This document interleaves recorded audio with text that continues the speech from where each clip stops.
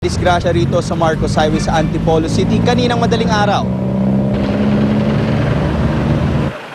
1:30 ng madaling araw nang bumangga ang motor ni Rex Calderon sa isang concrete barrier sa U-turn slot.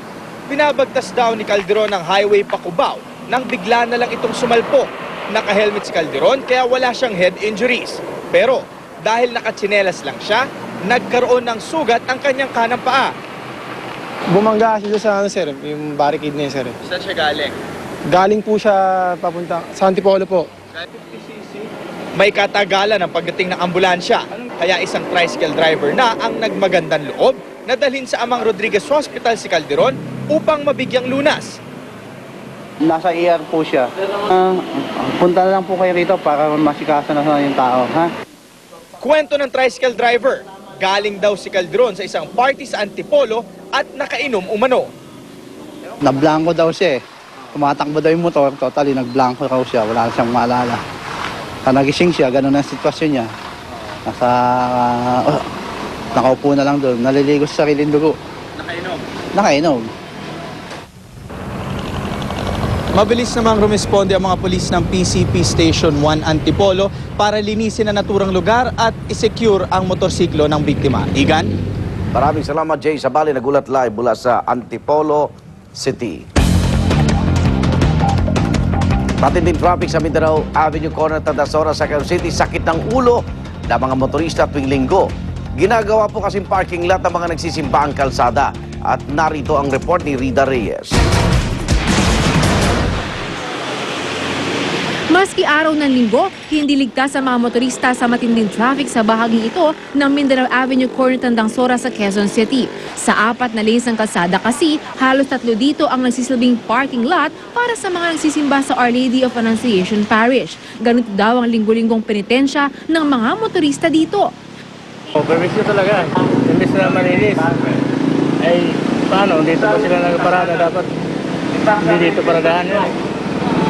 Bagay na matagal na raw sakit ng ulo ng mga responding traffic enforcer. Yung pong kasing obstruction natin, lalo na't mayroong mga nakabalagbag na sasakyan, hindi maayos yung pagkakaparada, kaya po nagkakakos po sila ng traffic. And then, yung iba po kasi, sa double parking hanggang sa 3 linya. Aminado ang pamunuan ng simbahan, mahirap kontrolin ang dami ng mga pumapark na sasakyan. Lalo pa nga tinatayang 20,000 parokyano ang nagsisimba rito sa buong maghapon tuwing linggo. Nobody really anticipated that this avenue will eventually be so busy and that it would be connected with NLEX. So nobody really anticipated this. So nung itinayo ang simbahan, very laid back pa ang sitwasyon dito, wala pa masyadong traffic. So hindi naging problema yun. Mas lumaki rin daw ang volume ng mga dumadaang sasakyan dito mula nang buksan ang NLEX Mindanao Avenue Link kamakailan. Umpisa nung lang nabuksan ng NLEX tsaka nagsobra ang traffic dito eh. Hanggat maaari, huwag na lang magdala ng sasakyan. At bagamat nilarespeto ang mga nagsisimba nating kababayan, nangangamba ang MMDA na mas lalo pang tumindi ang trapiko dito. Yung bottleneck ito, especially itong Mindanao Avenue ngayon, dinadaanan na ng mga galing sa probinsya natin via NLEX. So, malaking choke point po. Gayunman, tinutugunan naman daw ito ng pamunuan ng simbahan. That's a welcome development. Pagkikiusap po sana kami sa kanila na we will implement the law. And talaga pong kung kailangan maglalagay po kami ng mga barriers para ma-implement natin yung tamang daanan sa along Mindanao Avenue. Para sa unang balita, Rida Reyes reporting.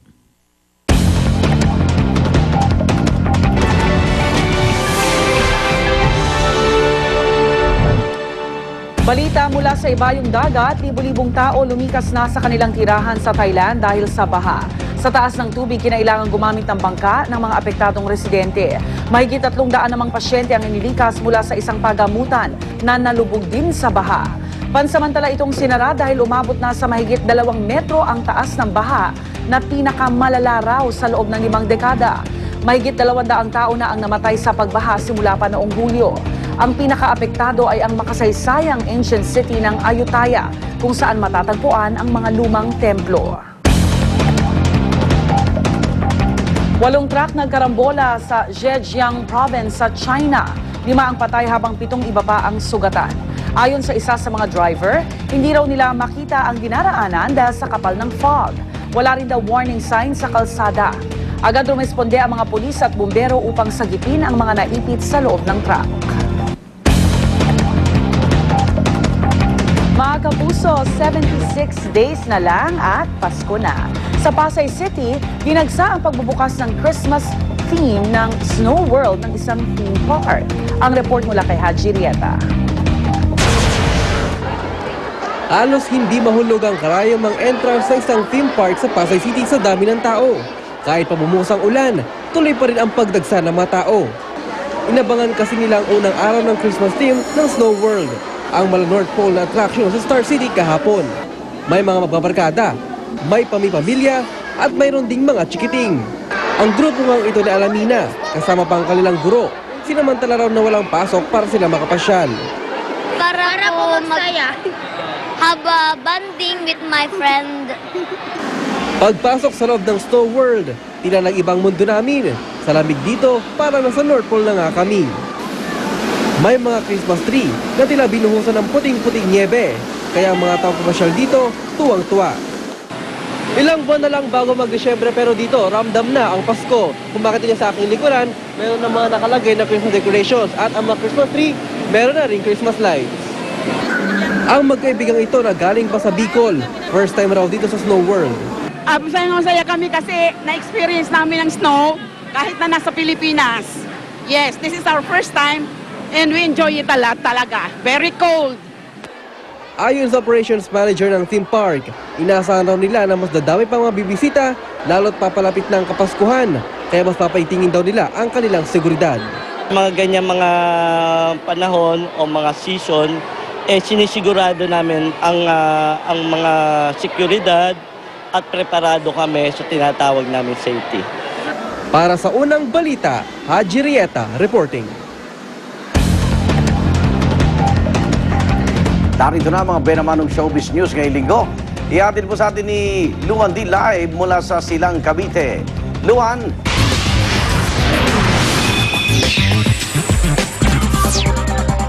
Maraming salamat, Igan, at tama ka dyan. Dito pa rin tayo ngayon sa Silang, Cavite para sa silip sa taping ng Ikaw Lang Ang Mamahalin. At mula po dito ay ihatid ko sa inyo ang ating una chika. Ito na po ang aking buwan naman ng chika ngayong umaga. Libo-libo po ang dumalo sa proyektong 125,000 Kisses Goodbye to Breast Cancer na pinagsamang walk and run event. Kasabay po ito ng ika-125 anibersaryo ng Avon na isinusulong ang breast cancer awareness. Todo suporta sa advocacy na ito ang unang hirit barkada. Gayon din po ang mga kapuso stars na sina Rian Ramos, Mike Tan, Rocco Nacino at Bella Padilla. Kwento pa nga ni Rian, naging advocacy na niya ang kampanya laban sa breast cancer dahil breast cancer survivor ang kanyang ina. Samantala, starstruck alumni na sina Enzo Pineda, Rocco Nacino at Steven Silva nagpakitang gilas sa pagluluto. Game na game po ang tatlo sa cooking demo sa isang mall sa Makati. Hindi lang pala pag-arte ang talent ng tatlong heartthrob na ito.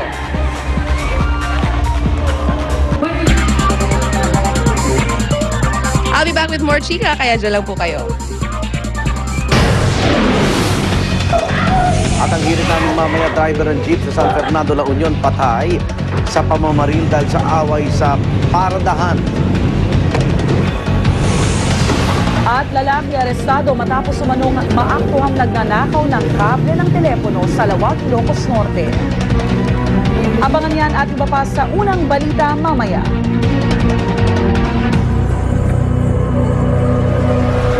Alright. Oy, ano ko? Mare, kain na na. Pero kasi, di ba, halos 2 weeks na nang tumama yung bagyong Pedring. Kaya, nagbabanta ang pagtaas ulit ng mga presyo ng bilihin. Lalo na yung mga gulay kasi nga binabiyahe yan usually, di ba? So kailangan meron tayong mga recipes na pwede natin ihanda sa pamilya na yung